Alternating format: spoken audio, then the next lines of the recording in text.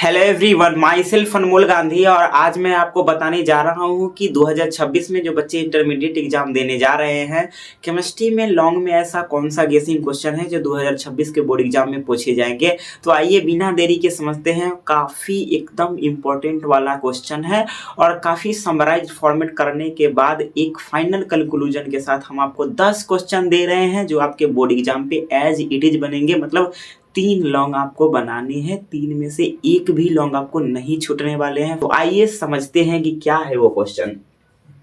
देखिए, इस बार क्वेश्चन अगर केमिस्ट्री का पेपर बना यानी बन के रखा चुका है, अपने लोग को एग्जाम देना है, तो लोहा के निष्कर्षण को बिहार बोर्ड का इतना हिम्मत नहीं है कि लोहा के निष्कर्षण को छोड़ दे। मतलब 2026 में लोहा का निष्कर्षण आने ही आने वाला है, लेकिन 3 निष्कर्षण कंप्लीट करके जाना है घर से। लोहा का निष्कर्षण, एल्युमिनियम का निष्कर्षण और कॉपर का निष्कर्षण, जिसमें लोहा को राजा मानना है, एल्युमिनियम को रानी मानना है और कॉपर को सैनिक मानना है। कहने का मतलब राजा, रानी और सैनिक। इंपॉर्टेंस किसको देना है?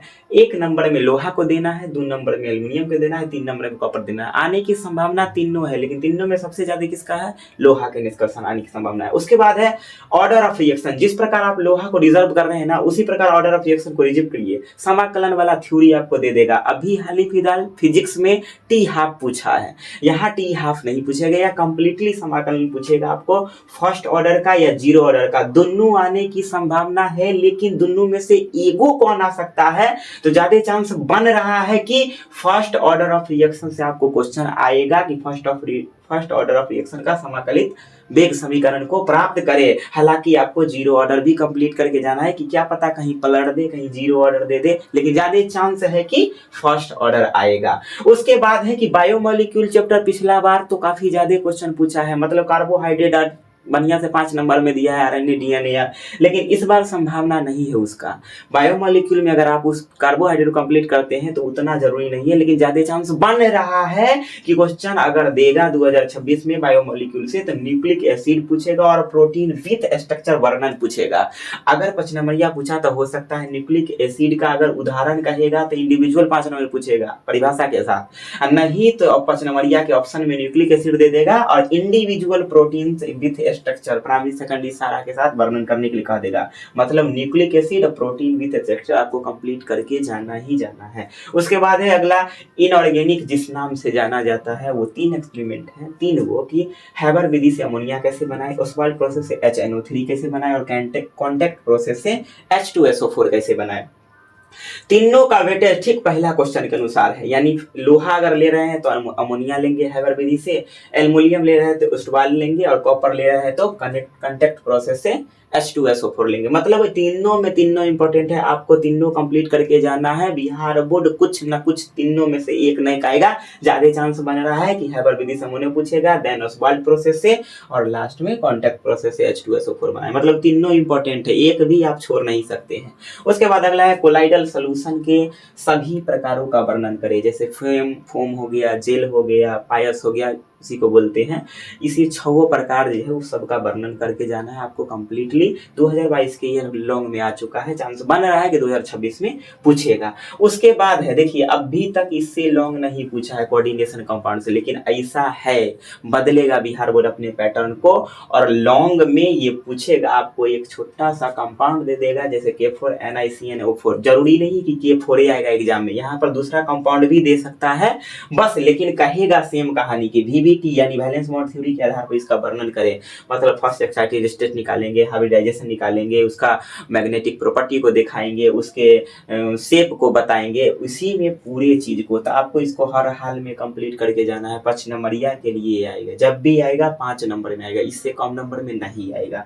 उसके बाद है iodoform Fehling and Tollens test, जिसको सिल्वर मेरा टेस्ट बोलते हैं। इस टेस्ट को आपको कंप्लीट करके जाना है। एग्जाम में घुमा के पूछता है केमिस्ट्री में, सीधा सीधी नहीं पूछेगा, आपको घुमाएगा। तो आप समझिए, एल्डिहाइड की चर्चा करा है, कीटोन की चर्चा करा, तो हमको अंतर लिखना पड़ेगा। भाषा को समझना है तब अंतर को लिखना है। तो ये इसका मतलब टेस्ट भी उतना ही इंपॉर्टेंट है। उसके बाद अगला क्वेश्चन है कि हिमांक के अवनमन एवं वाष्प तथा अवाष्पशील विलय राउल्ट के नियम के साथ आपको वर्णन करने के लिए कहेगा। ज्यादा चांस बन रहा है कि हिमांक का अवनमन पूछेगा, लेकिन अगर 5 नंबरिया इंडिविजुअल में आया तो हालांकि इसमें भी आपको कॉलिगेटिव प्रॉपर्टी से व्यंजक प्राप्त करना है। अवाष्प अवाष्पशील विलय को वर्णन करने के साथ राउल्ट के लॉ के नियम के साथ आपको एग्जाम्पल भी देना पड़ेगा। मतलब दोनों टॉपिक आपको कवर करके जाना है, मतलब जाना है। अगला क्वेश्चन है पॉलीमर। पॉलीमर से तो लगभग नहीं के बराबर 5 नंबरिया आता है, आइबो करता है तो थर्मोप्लास्टिक थर्मोसेटिंग से आता है। लेकिन ऐसा लग रहा है कि 2026 में योगात्मक एवं संघनन बहुलक आपसे पूछेगा, नहीं तो 1 डिग्री 2 डिग्री अल्कोहल में अंतर, वो भी सीधा क्वेश्चन नहीं आएगा 1 डिग्री से, या तो विक्टर मेयर करके आएगा ना तो लुकास रिएजेंट करके आएगा। लेकिन दोनों क्या चीज बताता है, तो 1 डिग्री 2 डिग्री 3 डिग्री अल्कोहल में अंतर बताता है। इसलिए आप बढ़िया से तैयार करके चल जाइए। 1 डिग्री 2 डिग्री 3 डिग्री अल्कोहल कहीं ऑक्सीडेशन से तैयार करके गए तो कहीं ऑक्सीडेशन नहीं पूछा, वहां अंतर नहीं पूछा, तो क्या कीजिएगा, वो सीधे कह दिया कि विक्टर मेयर टेस्ट को लिखे, तब क्या कीजिए, आपको विक्टर मेयर टेस्ट कंप्लीट करके जाना है, लुकास टेस्ट कंप्लीट करके जाना है। उसके बाद आपको 1 डिग्री 2 डिग्री अल्कोहल आसानी से क्लियर हो जाएगा। ऑक्सीडेशन तो ऑब्जेक्टिव आइए करेगा। मतलब अगर इसको कंप्लीट करते हैं ना 7 नंबर एग्जाम में आने वाले हैं, एक 5 नंबरिया और एगो दूगो ऑब्जेक्टिव आएगा, नहीं तो एगो ऑब्जेक्टिव आएगा। तो इसका मतलब इसको इंपॉर्टेंस देना है और कंप्लीट करके ही जाना है। लास्ट वाला क्वेश्चन है, ये देखिए 2024 में पूछ चुका है, Cannizzaro reaction, aldol reaction, Kolbe's reaction, हॉफ, ये दोनों पूछा है। कहने का मतलब है कैनिजार और एल्डोल। आपको कोल्बे रिएक्शन याद करना है, हॉफमैन रिएक्शन याद करना है, और वुर्ज रिएक्शन के साथ वुर्ज रिएक्शन के पैटर्न को याद करना है। क्या है वुर्ज रिएक्शन का पैटर्न? वुर्ज रिएक्शन है, वुर्ज फिटिंग रिएक्शन है, फिटिंग रिएक्शन है, गटरमैन कोच रिएक्शन है, सैंडमेयर रिएक्शन है।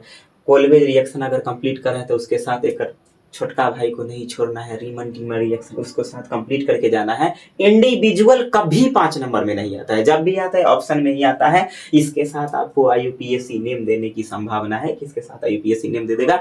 अदरवाइज आइसोमेरिज्म के कोई एक टॉपिक दे देगा, वो भी नहीं दिया तो रेजोनेंस जरूर दे देगा। इसलिए इसमें से ऐसा एक भी क्वेश्चन नहीं है जिसको आप स्किप करना चाहते हैं। अगर आप ये पूरे कवर करके जाते हैं तो 3 में 3 लॉन्ग पूरा में पूरा बनेगा, हर हाल में बनेगा, कोई इसे रोक नहीं सकता है। तो यही था गेसिंग क्वेश्चन। और हाँ, एक क्वेश्चन और है, आप लिख लीजिएगा, ध्यान से हट गया था, कि आप रेट लॉ क्या है, रेट लॉ क्या है, और अभिक्रिया के कोटि पर हम बोल रहे हैं, आप लिख लीजिएगा। अभिक्रिया के कोटि को कौन कौन प्रभावित कर सकता है, वेग स्थिरांक क्या है, वेग नियम क्या है, अभिक्रिया के कोटि को कौन कौन प्रभावित कर सकता है, सभी के वर्णन करना है। तो यही था आज का गेसिंग।